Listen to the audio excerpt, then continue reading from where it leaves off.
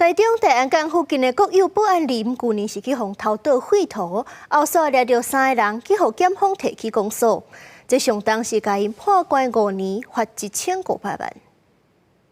利用夜色暗雨，一台拖帮车开到台中大安港附近的保安林，驾驶落车巡看四周围，准备犯案。保市总队去年接到农业部台中林业分署的情资，以盗性主嫌为首的犯罪集团，载运无经过合法处理的废弃土方到台中海线违法乌白道，马上成立专案小组侦办。专案小组发现犯罪集团会利用深夜勘察地形，还会派人把风来规避查缉，然后利用天色昏暗的时候，把没有合法处理的废弃物丢弃在人烟稀少的国有保安林地里面。警方表示，犯罪集团专门经无人的滨海地区，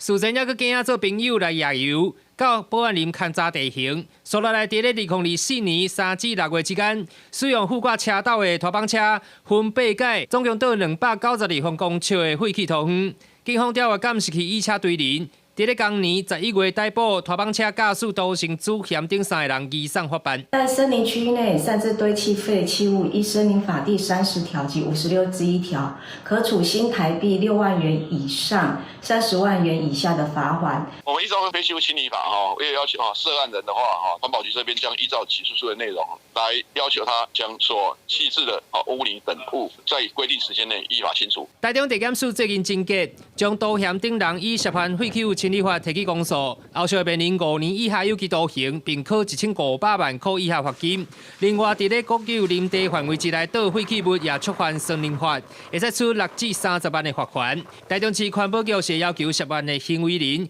限期90天之内清除废弃物。公视新闻台中报道。